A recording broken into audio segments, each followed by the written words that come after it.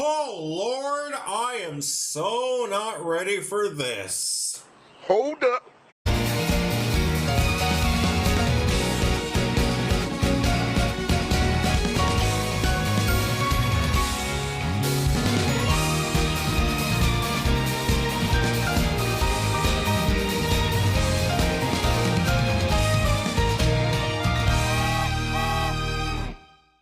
What's up guys, Decepticon Jerry here, and welcome to my very first video of 2026. And to kick off this year, let's talk about the all-new 2026 toys we got so far. Back in December of 2025, we finally got official 3D renders about the upcoming toys for the 2026 toy line, as well as our very first glimpse of how the show would look like. And oh my god, do I have a lot to talk about these toys. When I first saw these early images of these toys, I actually thought that, nah, these can't be real. I was absolutely skeptical if these weren't a product of AI or photoshopped. Thankfully, I was wrong.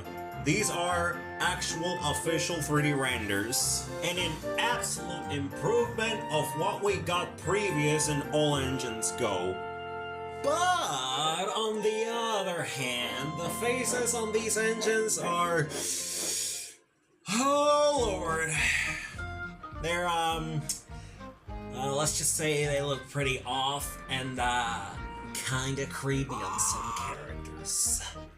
Here's an eyebrow-raising example. Take a look at Annie here. Good God, what did they do to Annie? Why the hell does she has a gray face like the engines? Seriously, does anyone find this redesign to be off-putting? Because for the longest time, Annie and Clarabelle had their faces molded into their paintwork. But this might be the first time where we actually see them sporting gray faces. Though, to be fair, this concept was originally going to be used for Season 12, but that never happened, thank God. But why did Mattel decide to bring this idea back is beyond me. But you know what? If I can get used to the All Engines Go toys, then I can get used with these new engines and their off-putting faces. However, not all the redesigns aren't that bad. For instance, the bigger engines, for the first time, I think, they actually have their correct wheel configurations. These are one of the few good things about this new toy line. The wheel configurations on the engines are absolutely amazing. The molding and the designs of the engines are pretty fantastic. But the faces... oh, and here's another thing that has put a lot of people off. Mattel, for some unexplained reason, decided to bring back the 2014 Take and Play magnets. I honestly don't know why we couldn't get those nostalgic Take-A-Lon style magnets. But you know what? Even though these magnets were a bit of an eyesore back then in Take and Play, at least here, to me anyways, don't look that bad. Because the models here are much bigger than their Take and Play counterparts. And to me, the magnets don't look that bad. Though I really wish the magnets don't turn out to be one-way magnets and are, you know, multi-way magnets just like the Take-A-Lon magnets.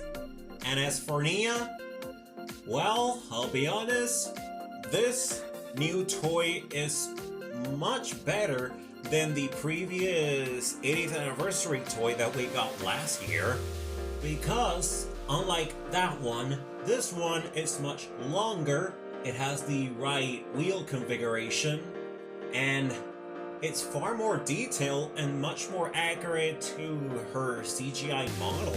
This is one of the few motorized engines from the new toy line I really wish to get my hands on. Oh, and speaking of motorized, this has to be the biggest redesign the Trackmaster line has ever got. Because for one thing, the models are much more accurate, they have their correct wheel configuration, they don't have the switchers, they now have buttons, and they completely removed the classic coupling system. They decided to add magnets to the Trackmaster's toys. Why in God's green earth did Mattel decided to redesign the Trackmaster line in its entirety? It's, again, beyond me. And I'm pretty sure that these Trackmaster redesigns will lead to several controversies from the fandom, and a lot of us will be split by some saying, "Oh my god, these are the best toys ever," and others will be all like, "These toys are absolutely awful! We want the old Trackmaster line back!" But as for me, I'm kinda 50-50 with these redesigned toys. I personally don't like most of the Trackmaster toys. I'm more of a die-cast collecting guy, but I have a good feeling that we might get some hidden gems when it comes to these redesigned toys. As in, some toys might look bad, while others might look absolutely amazing for us to collect. But by the end of the day, we all must accept the fact that these are just CG renders, and the official toy may vary. So there's a good chance that the faces on the engines might be tweaked, making them less creepy and less off-putting for the fans. In conclusion, these redesigned toys are pretty good. I really like them. The only downside of these toys that everyone keeps complaining about are the faces. But guys, remember, these are just 3D rendered, and the official toy may vary, so it's possible that the finalized toy might have the faces tweaked so they won't look off-putting. But if they don't, we can all try and get used to them. But hey, those were just my thoughts. What do you guys think about these redesigned toys? Let me know in the comment section down below. And as always, like, comment, and subscribe to the channel. Please share this video with any friend that might be interested. Please, I can really use the support. Join me next time as I do an unboxing review on the 2025 80th Anniversary Motorized Classic Percy. And once again, guys, this has been Decepticon Jerry, signing off. Take care.